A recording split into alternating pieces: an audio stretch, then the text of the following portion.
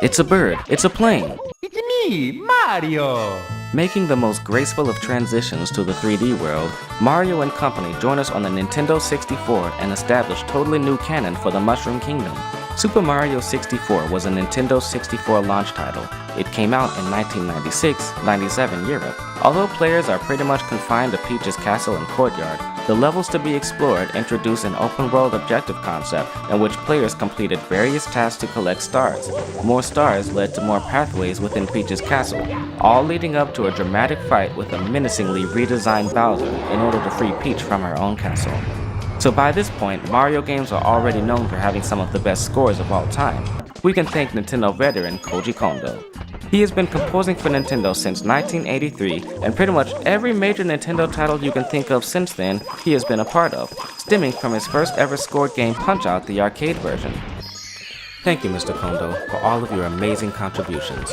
We'll be taking on his interesting shuffle piece from Bob-Omb Battlefield in today's episode of Stick to Games.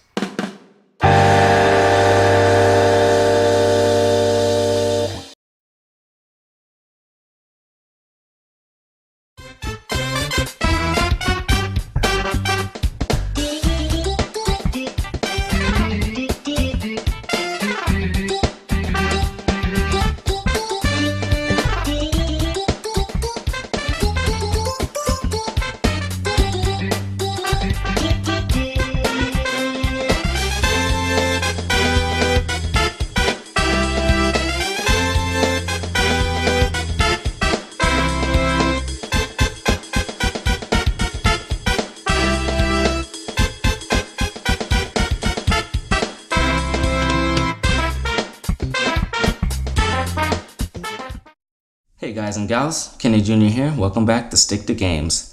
On today's special breast cancer awareness episode, going to be jumping to the shuffle number from Bob-Omb Battlefield. This is a very interesting one because it involves us keeping a shuffle 16th in our snare drum and ride cymbal while keeping straight 8ths overhead with the hi-hat. We're going to see a lot of different intricate parts that work together here to make it a very interesting drum part. So we're going to take this one to the set.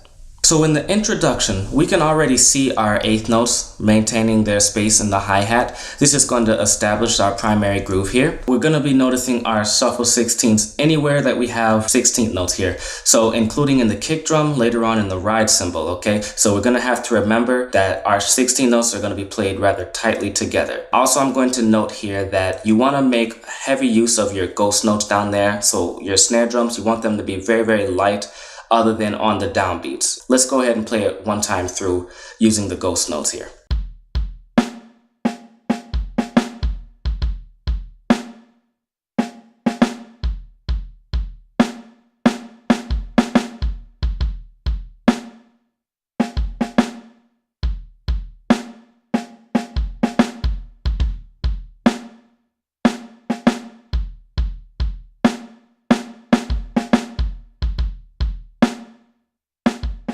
Alright, again with the 8th notes over your hi-hat.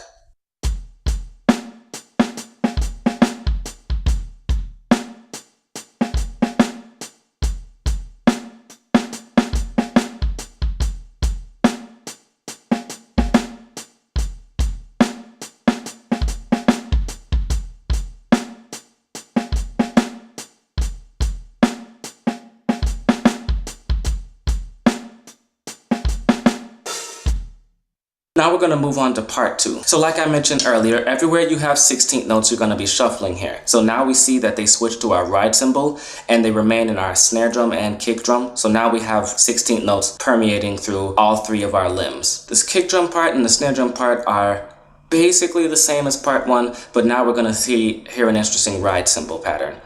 Let me go ahead and demonstrate that ride cymbal pattern.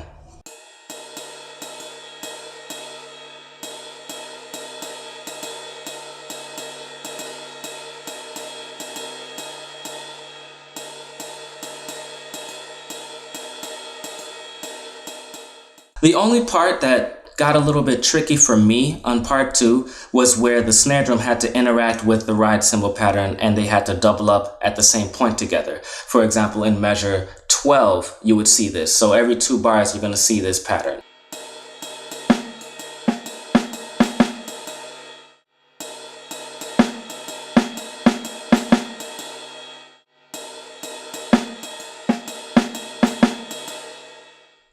try to put that whole groove together for all of part 2.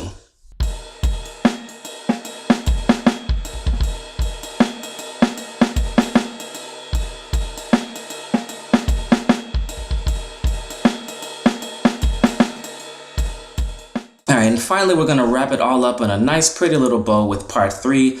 One ride hit and then switch to your shuffle 16th on the hi-hat this time, and your snare drum part gets a little bit simplified here, as well as the kick drum part, so we're going to have a slightly different interaction here.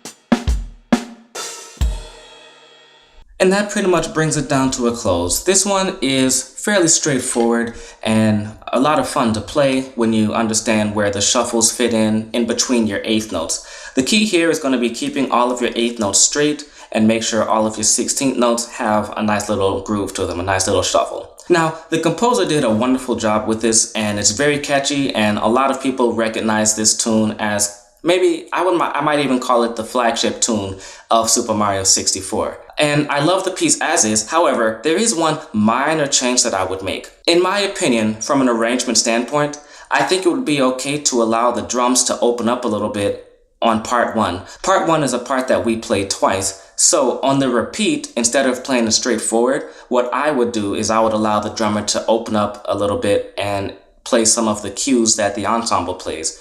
So what I'm going to do is I'm going to actually go ahead and run this top down, and you'll hear me run part 1 for the first repeat as is, and then on the second repeat I'm going to switch it up and play along with the accents.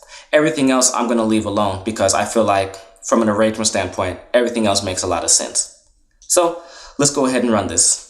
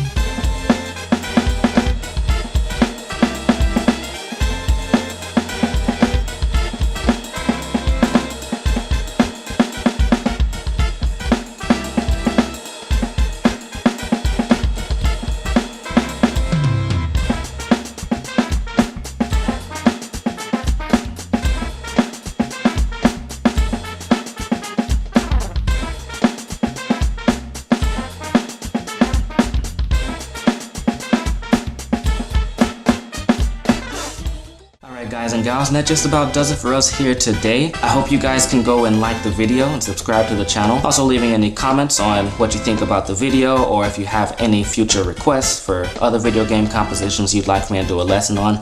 And guys, please remember to check on those special women in your life and make sure that they are alright and getting themselves checked out for this Breast Cancer Awareness Month. Be safe everybody. Till next time.